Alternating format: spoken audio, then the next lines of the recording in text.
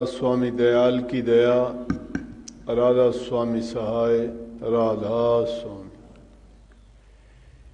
प्यारी साध संगतियों, आपको पता है कोरोना बीमारी के कारण संगत के आने की इजाज़त नहीं है। सिर्फ दर्शन करने के लिए थोड़ा समय मिलता है। सत्संग के लिए लाइव आपके पास घर पहुंच जाता है, उसका इंतज़ाम किया गया है। संतवाणी चैनल पे, यूट्यूब पे, फेसबुक पे आप सत्संग लाइव देख सकते हो। वैसे तो भाई दूज कहो भैया दूज, दिवाली से 2 दिन बाद ये सत्संग रोड गांव है सोनीपत में, उसमें होता था। लेकिन इस बार जितने भी सत्संग हम करते हैं उनके नाम से यहीं बैठे ही उन आश्रमों में न जाके, क्योंकि अगर उस जगह पे सत्संग करते हैं तो सत्संगियों को जिनको ये पता नहीं है वो आश्रम में आते हैं, फिर उनको ये कहना भी मुश्किल हो जाता है कि नहीं आना चाहिए। जबकि सबको पता है, बता दिया है, फिर भी लापरवाही हो जाती है। जैसे पहले कितने डरते थे, जो भी हुक्म दिया घरों में रहते थे। हर चीज में हुक्म मानने में लाभ है। बूढ़े बुजुर्ग का हुक्म मानते हैं तो हमें उसका अलग प्रकार से अच्छा परिणाम मिलता है। सरकार का हुक्म मानते हैं तो किसी दुविधा में नहीं फंसते, बुराइयों से बच जाते हैं। और परमात्मा की रजा और हुक्म मानते हैं तो हमारे सभी काम सही होते हैं और हमें समस्याओं का सामना नहीं करना पड़ता। जब हुक्म माना गया तो उस रोग और बीमारी पर कंट्रोल कर लिया गया। लेकिन अब छूट दी गई तो उसमें हमने लापरवाही करनी शुरू कर दी है। बाजारों में जाके देखोगे, दुकानों में लोगों को देखोगे, ना मास्क लगाते हैं, ना सोशल डिस्टेंस का कोई परवाह करता है और ना भीड़ से बचते हैं। उन चीज़ों की लापरवाही करी, हुक्म तोड़ दिया। हुक्म और मर्यादा जब टूट जाती है तो समस्या खड़ी हो जाती है। अब देखो दिल्ली जैसे शहर में समस्या खड़ी होगी। जो डेथ रेट था, मृत्यु दर, मरने वालों की संख्या इस रोग के कारण बढ़ती जा रही है। रोग है वो भी बढ़ता जा रहा है। जब इंसान मर्यादा में रहता है तो इतने दुख नहीं उठाने पड़ते। माता सीता ने लक्ष्मण रेखा एक मर्यादा बना के गए थे कि इससे बाहर नहीं निकलना। उन्होंने मर्यादा को तोड़ दिया। मर्यादा को तोड़ने के कारण परिणाम ये निकला कि कितना कष्ट उठाना पड़ा। लंका में जाके युद्ध करना पड़ा। कितना राक्षसों को उनका श्री राम ने कल्याण किया। भालू, रेंच, बानर और जंगली जातियों को साथ लेके लंका पे चढ़ाई की, युद्ध किया। युद्ध का परिणाम जो होता है सबको पता है। जो लंका सोने की थी उसको तहस नहस कर दिया गया। कारण क्या था? एक छोटी सी बात, हुक्म के ना मानने के कारण, मर्यादा के तोड़ने के कारण। जब कोई पाबंदी लगाई जाती है उस पाबंदी का मतलब होता है कि उसके सुधार के लिए। अगर किसी कैदी को किसी जो कोई मंदा चंगा काम कर देता है और उसको सजा जेल में बंद करने की देते हैं, वो भी उसको पाबंदी लगाई गई है ताकि उसके अंदर रह के उसको समझ आ जाए कि मैंने जो किया वो गलत किया। इसलिए उनका नाम आज जेल नहीं सुधार गृह रख दिया गया, कि उनको देख के सोच के उनको समझ आए कि मैंने जो गलत किया था, कानून को तोड़ा था, मर्यादा को नहीं माना था, हुक्म में नहीं चला था, उसका परिणाम यह है कि मैं समाज से अलग एकांत में जेल में बंद हूँ। लोग मुझे हे दृष्टि से, नफरत की दृष्टि से देखते हैं। तो ये किन चीज़ों का परिणाम है? ये उन चीज़ों का परिणाम है जो हम मानते नहीं हैं। तो ये तो इस दौरान में 6 महीने हो गए, इस बात का रोजाना किसी न किसी रूप में जिक्र होता ही रहता है। लेकिन हमारा फर्ज है कि हमें उन नियमों का पालन करना चाहिए। नियमों का पालन करेंगे तो बच जाएंगे। और सबसे पहले हमारा फर्ज बनता है, क्योंकि हम धर्म से बंधे हुए हैं, गुरुओं से बंधे हुए हैं, गुरु की आज्ञा और हुक्म में चलने वाले हैं। और कोई भी गुरु ये नहीं कहता कि आपको वो किसी दुख में, समस्या में, कठिनाई में, परेशानी में धकेल दे। वो हमेशा अपने शिष्य की सबका हित चाहते हैं, सबकी भलाई के लिए जो भी उनकी शिक्षा, उपदेश और प्रचार होता है वो जीव के कल्याण और हित में होता है। चाहे वो दिखाई देने में या पहली दृष्टि में सुनने से, देखने से लगता होगा कि उनके विरुद्ध है, क्योंकि जिसको तुम अच्छी बात बताओगे शुरू में उसको गवारा नहीं होती। बच्चा भी स्कूल में जाने से इनकार कर देता है, उसको पता थोड़ी है कि तुझे शिक्षा किस लिए दी जाती है, लेकिन नहीं पता। परंतु जब वो बड़ा होता है और जब बड़ा होने के बाद जिन्होंने कर लिया वो तो सुखी होते हैं, जो उसमें बीच में तोड़ देते हैं या हुक्म की पालना नहीं करते, फिर उनको पता लगता है उस चीज़ का क्या महत्व था। तो सबको जब बाद में पता लगता है कि उस बात का कोई ना कोई कारण था और उस कारण के पीछे किसी की बेहतरी थी, सुधार का मतलब था। तो पहली बात तो ये थी, इस कारण से हमने उन आश्रमों में न जाके यहीं से कम संख्या में 10, 20, 50 सत्संगी आ जाते हैं। उसके बहाने से सत्संगियों तक सत्संग पहुंचाने का प्रयास किया। और इस बात की खुशी भी है कि सत्संगियों ने बेखूबी उस बात को निभाया और माना।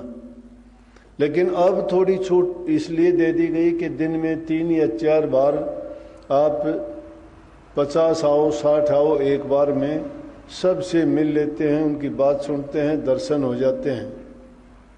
तो अब 16 तारीख का सत्संग उसके नाम का दिनोद से ही प्रसारित होगा। जो रोट आश्रम है उसके नाम का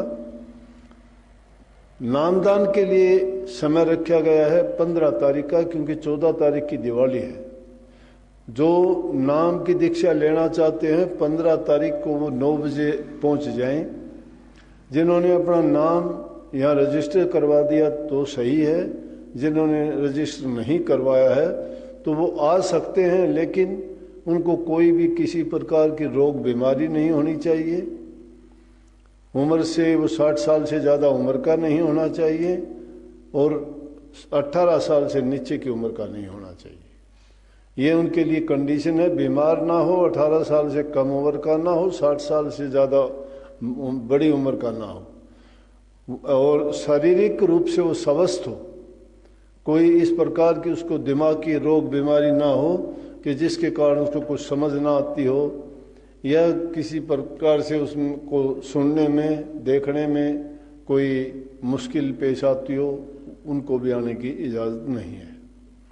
तो ये तो उस बारे में सूचना थी आपकी। दूसरी बात कि आज अष्टमी है। हम शायद कम जानते हैं, सुनते तो हैं ही, जानते भी होंगे। इस अष्टमी को भी ये माता बहन व्रत रखती हैं। कुछ दिन पहले अभी देखा था, वो व्रत करवा चौथ का था। करवे लाती थी, उसमें वो पति के लिए करती थी, पति की दीर्घायु के लिए, खुशहाली के लिए, अच्छे स्वास्थ्य के लिए, लंबी उम्र के लिए, अपने सुहाग के लिए कि उनका सुहाग अटल रहे, तो अपने पति के लिए व्रत रखती हैं। आज वही माताओं बहनों के लिए फिर दूसरा व्रत आया है। ये अष्टमी का व्रत है, ये संतान के लिए होता है। तो कहानी तो अनेकों चलती हैं, बनती हैं, लेकिन उस कहानी के पीछे भी बात होती है। वो कहानी भी ये चीज़ दर्शाने के लिए होती है कि ताकि वो जीव किसी प्रकार के पाप ना करे, क्योंकि अगर वो पाप करोगे तो उसका पाप का परिणाम हमें भोगना पड़ता है।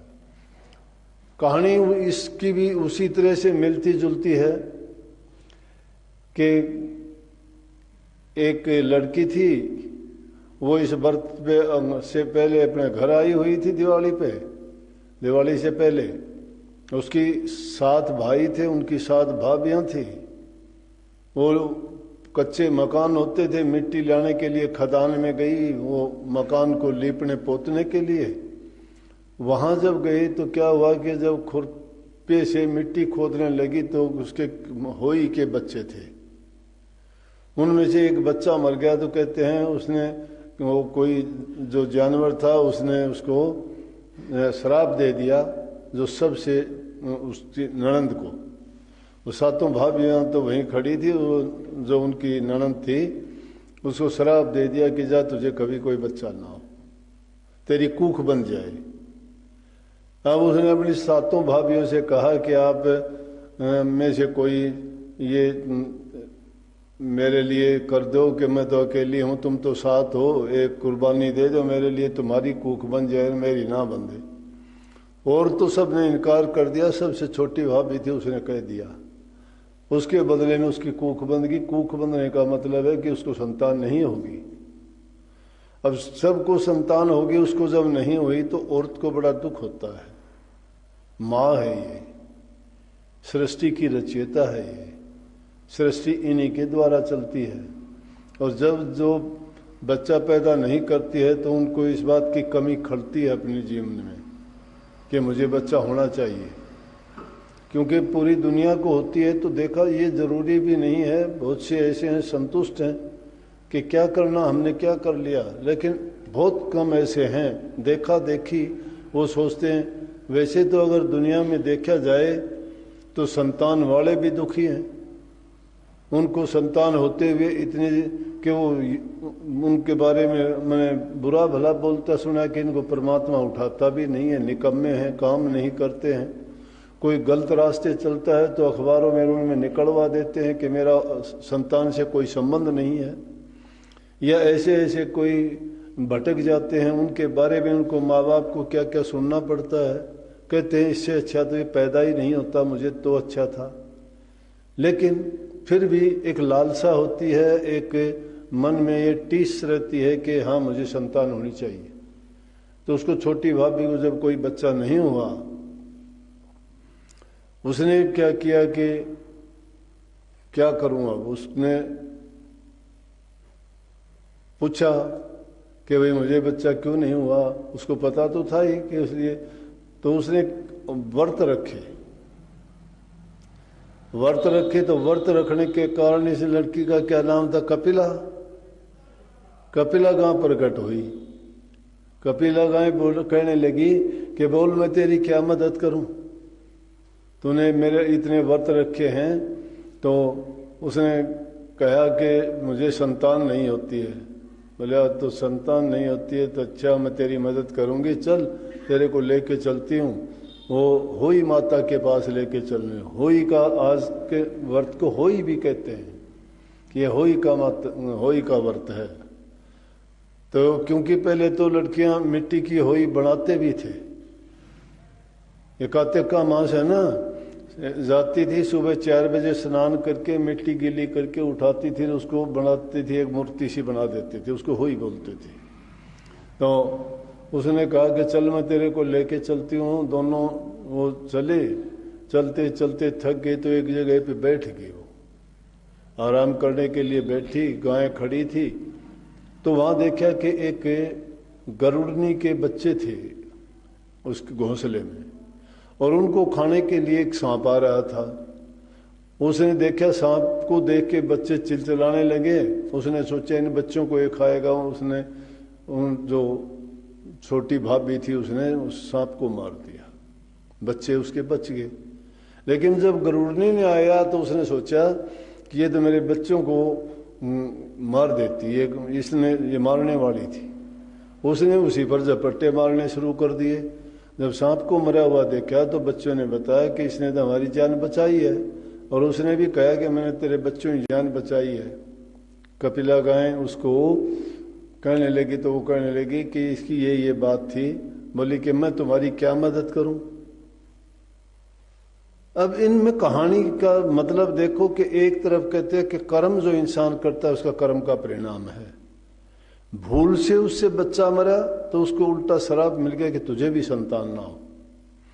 लेकिन उसके बदले में अगर उसने नेक काम किया, उसके बच्चे बचाए, तो वो जो उसने उस गरुड़ जी ने क्या कहा कि बोल मैं तेरी क्या मदद करूं। कहने लगी मुझे इस तरह से श्राप मिला हुआ है, मुझे संतान नहीं होगी। बोले फिर कि मैं होई माता के पास जा रहे थे हम। बोले कि बैठ मेरी पंखों पे, और वो गरुड़ ने ले जाए कि होई माता के पास लेके गई। अब होई माता के उपकार किया हुआ कभी खाली नहीं जाता। ये सिर्फ कहानी नहीं है, इसमें कितनी अच्छी बात आई है। उसमें है कि तुम किसी का उपकार करते हो, बदले में तुम्हारा ही भलाई होगी। तुम किसी को दुख देते हो, बदले में तुम्हें दुख होगा। तुम किसी बात को लेके कोई पर्ण करते हो तो तुम्हारी साधना है वो साधना पूरी होगी। सत्संग है क्या? ये वर्त अकेला नहीं है, इसलिए कि बात जो है उन बातों के महत्व को पहचानने की कोशिश करनी चाहिए। लेकिन एक परिपाटी पड़ गई, उन बातों को तो जानते ही नहीं हम तो पाखंड पूजा में पड़ गए, जिसके लिए संतों ने तो इतना तक कह दिया। एक वो भजन सा बना रखा है कि बुढ़िया भोली भजन बिना कैसे तिरेगी। तिरणागत भजन है, परमात्मा की भक्ति है। तो उसमें क्या है, उसके लिए औरतों के लिए कहा कि वो होई जो बनाते उन पर भी कहा कि आप लिप आप पुत आप मंड होई धोरे छोरे मांग अकल नांड कित खोई। बुढ़िया भोली भजन बिना कैसे तिरेगी, कि भजन प्रभु का भक्ति के बिना कल्याण कैसे होगा। लेकिन वो बात अलग है। फिर भी उसको वो पंख में बिठा के गरुड़ ने उसको लेके गई तो जब वहां पहुंचे होई माता के पास, वो कहने लगे भाई कैसे आए। वो कपिला गाय से कहने लगी कि बहन मेरे तो सिर में जूं बहुत पड़ी हुई है। तो जो सबसे छोटी वो जो उनकी भाभी थी उसने क्या किया कि उसके वो जुएं निकाल के और काफ़ी उनको उसने मार दिया और उसको बड़ा चैन मिला। कहने लगी तूने मेरी बड़ी सेवा की है। अब एक ये उसमें शिक्षा मिलती है कि जो सेवा करते हो तो सेवा का फल मिलता है, जो सेवा नहीं करता उसको कुछ नहीं मिलता। इसलिए करती है सेवा बिन मेवा नहीं, सेवा बिन मेवा नहीं। सेवा का फल मीठा होता है। सेवा किसी चीज़ की भी करो, किसी की भी करो। सेवा का मतलब ये नहीं है कि किसी का तुम आदमी की सेवा करो। अरे पशु गाय भैंस की सेवा करते हो, दूध देती है। धरती माता की सेवा करते हो तो तुम्हें अन्न देती है। तुम माँ बाप बुजुर्ग की सेवा करते हो तो तुम्हें सारी चीज़ें प्रदान करते हैं। किसी हाकिम और सरकार की तुम किसी प्रकार की सेवा करते हो, खुश होकर तुम्हें वो कुछ भी ऊंचा ओहदा कर देते हैं, तुम्हारी तनख्वाह बढ़ा देते हैं। सेवक अगर मालिक की सेवा करता है तो खुश होकर वो उसको पता नहीं क्या क्या दे देते हैं। ऐसे ऐसे उदाहरण हैं कि राजाओं ने आधा राज तक बख्शीश कर दिया उनके सेवकों को जिन्होंने सेवा की। सेवा के बदले सब कुछ मिलता है। सेवा जो करता नहीं, सेवा करना जानता नहीं, वो सबसे बड़ा मूर्ख है भक्ति के काम में। इसीलिए संतों ने मुख्य करके सेवा बताई है। सेवा करो, सेवा करो। सेवा हम सेवा कहाँ करते हैं? हम तो यूं इंतजार करते रहे दूसरा हमारी सेवा कर दे। कोई दूसरे से सेवा करवाना अपने ऊपर कर्ज चढ़वा लेना है, और दूसरे की सेवा कर देना समझो कि उसने बहुत कुछ उससे हासिल कर लिया है, प्राप्त कर लिया है। जिस किसी चीज़ की भी सेवा करोगे, जो उसके पास है वो तुम्हें सर्वस्व अपना देने के लिए तैयार हो जाएगा। गुरु की सेवा करना, शिष्य गुरु की सेवा करता है, उसको वो ज्ञान दे देता है, भक्ति दे देता है, सब कुछ बख्श देता है। इसीलिए गुरुओं का नाम लिया गया, इसीलिए उनसे कृपा की हम अरदास लगाते हैं कि इतनी कृपा गुरुदेव बनाए रखना। कैसी कृपा बनाए? कृपा तो गुरुदेव बनाए रखेगा, लेकिन कृपा पात्र हो क्या आप? कृपा के पात्र बन जाओ, गुरु अपने आप कृपा कर देगा। हमें मांगने की और उनको मिन्नत करने की जरूरत नहीं है। तुम बिना सोचे समझे करते हो तो बिना सोचे समझे ही मिलेगा। बिना तोले सेवा करते हो तो बिना मोल के ही मिल जाएगी तुम्हें। लेकिन अगर तुम तोल मोल में पड़ोगे तो बिना तोल और मोल के आपको भी नहीं मिलेगा कुछ भी। इसलिए सेवा सर्वोत्तम, सबसे ऊंची और भक्ति की रीति सिखाती है। सेवा के माध्यम से ही जीवों का कल्याण हुआ है। सेवा सबसे प्रमुख है। तो उसने उसकी सेवा की और वो खुश होगी कि बोलो मैं तुम्हें क्या वरदान दूं। कहने लगी माता संतान नहीं है, और इसलिए जो हम आपके पास आई हूँ, मेरे से इस तरह से पाप हुआ था। पाप के परिणाम स्वरूप मुझे श्राप मिला था। श्राप मिलने के कारण मेरी कूख बंधी गई, और कूख बंधने के कारण जो है मुझे संतान नहीं हुई। इसलिए मैंने व्रत रखे, कपिला माँ प्रकट हुई। मैंने इस तरह से एक अच्छा गरुड़नी के बच्चे बचाए, ये मुझे यहाँ लेके आई। मैंने आपके सिर में जुएं देखी तो मैंने आपकी सेवा की। अब आपकी मर्जी है, मैं तो संतान के लिए आई। बोले जा तेरे 7 लड़के होंगे। वरदान दिया, और वो इसीलिए उस दिन के बाद से अब ये कह देते हैं कि जो इस दिन का व्रत रखेगा वो दिन यही था अष्टमी का, कि इस दिन जो व्रत रखेगा उसको संतान की प्राप्ति होगी, उनकी दीर्घायु होगी, उनका स्वास्थ्य अच्छा रहेगा। तो इन माताओं को इस दिन ये व्रत रखने की उसी परिपाटी पड़ी। और जिसने भी सुना देखा कि जिसकी संतान नहीं थी उसकी जेठानी थी, उन्होंने भी आके देखा कि जिसकी कूख बंधी हुई थी उसके घर में तो 7-7 बच्चे खेल रहे हैं। उससे पूछने लगे क्यों। उसने इसी दिन वो अपनी आंगन को लीप पोत के और बड़ी खुशियां मना रही थी, तो वो अष्टमी का दिन था, ये दिन था। तो कहते हैं कि उसने कहा कि हे होई माता, जिस प्रकार से आपने मेरी सहायता की, मदद की, मुझे बच्चे दिए, जो भी आपका व्रत रखे उन सब की आप गोद भर दें और उनको पुत्र दें, उनकी लंबी उम्र हो और स्वास्थ्य उनका ठीक रहे, खुशियों से घर भरा रहे। ये इस व्रत का महत्व है, ये होई माता का व्रत का महत्व है। लेकिन हमारे लिए उसमें जो बात कही गई है वो अलग से मैंने छांट के बताई है कि जब इंसान नेक काम करता है तो उसके दिल में दया, धर्म, प्यार, श्रद्धा, भक्ति, सेवा, ये सभी चीजें उसके पीछे चली आती हैं। लेकिन जिसके दिल में प्यार नहीं है, सेवा नहीं है, श्रद्धा नहीं है, पर उपकार नहीं है, तो समझो कि वो हर चीज से ही खाली है, वो खाली ही रह जाता है। नीयत जिसकी खराब हो जाती है वो कुछ भी नहीं कर सकता। नीयत का मतलब है कि जो आदमी अपने आप को काम में व्यस्त रखता है उसको रोग बीमारी कम लगती है, उसमें उलट पटांग विचार नहीं आते। क्यों? मन का काम है, कुछ ना कुछ सोचेगा, कुछ ना कुछ करेगा। जब ये खाली होगा तो कुछ ना कुछ उठ पटांग ही सोचेगा। इसको मन को भूत कहा गया है। भूत किसको कहते हैं? जो इन उल्टे पुल्टे काम करे वो भूत है। उसी का डर सबको लगा रहता है भूत का। तो भूत कोई नहीं, भूत हमारा मन है। इस मन को अगर खाली छोड़ दिया, इसको अगर कोई काम नहीं दिया गया, खाली होते ही शैतानी सूझनी शुरू हो जाएगी। इसलिए इसको सेवा में लगाए रखो। सेवा में अगर लगाए रखते हो तो ये अच्छे विचार रखता है, और उसके बाद समय मिलता है तो गुरु भक्ति में, ध्यान में, अभ्यास में, सुमरण में इस मन को लगाओ। गुरु भक्ति मुख्य करके रखो। गुरु भक्ति जो करता है वो प्रभु की भक्ति कर सकता है। जो गुरु भक्ति नहीं करता उसके पास प्रभु भक्ति नहीं है। अब गुरु भक्ति क्या है? गुरु के वचन की पालना है। गुरु जो कहता है वो हमारे हित के लिए कहता है। गुरु कहता है वो आजमाई हुई और परखी हुई बात का परिणाम है। उनको पता है, वो हमारे हित को जानते हैं कि हमारा हित किस में है। क्यों? पर हित के कारण संतों ने शरीर धरा है। उनका अपना कोई हित नहीं होता।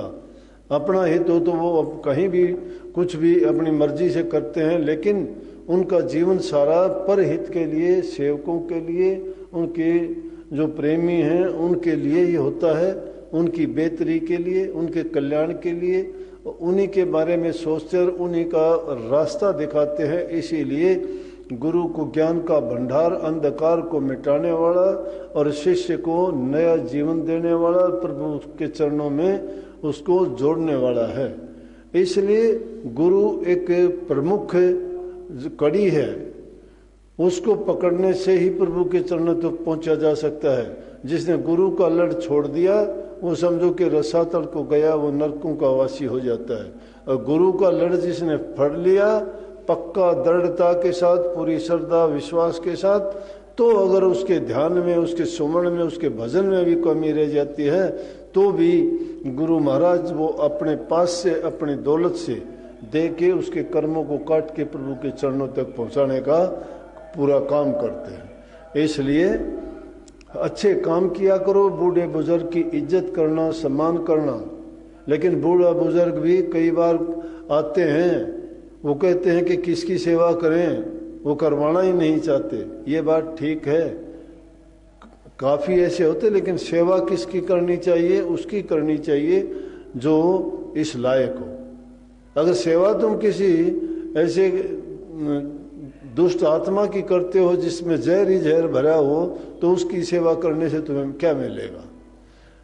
सेवा उसी की करना चाहिए। तो सर्वोत्तम सेवा जिसको जरूरत है, जिसको जरूरत ही नहीं है उसकी क्या सेवा करनी?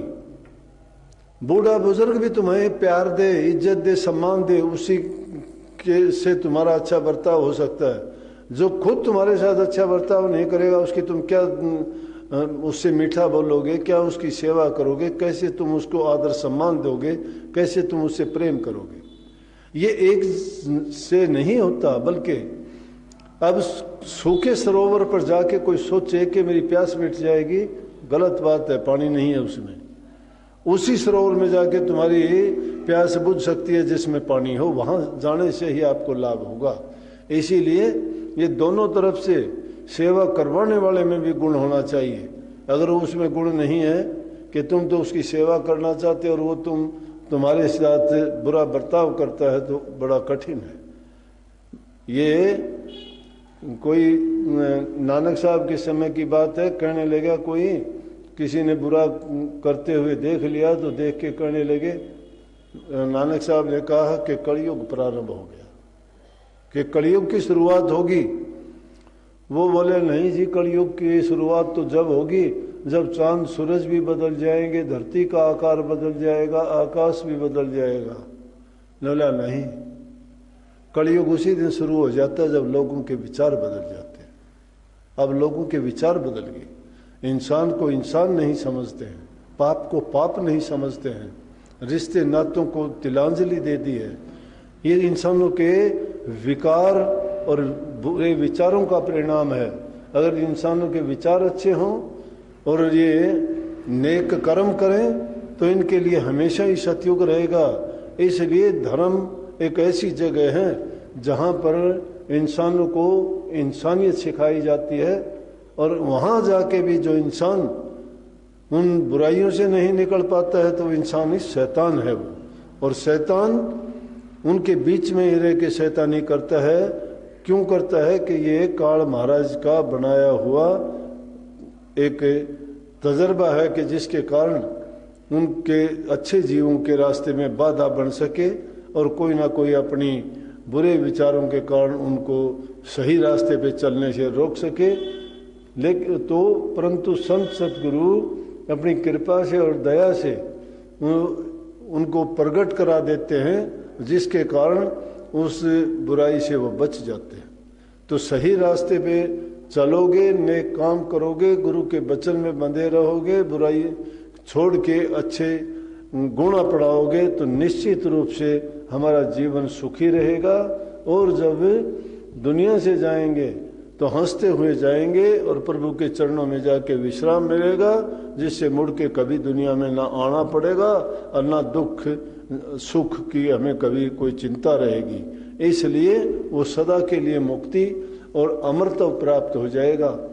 तो इसीलिए संसार से छूट जाने का एकमात्र साधन ये है कि प्रभु की भक्ति करो और अच्छे गुणों को अपनाओ। सबको बहुत बहुत आशीर्वाद। राधा स्वामी।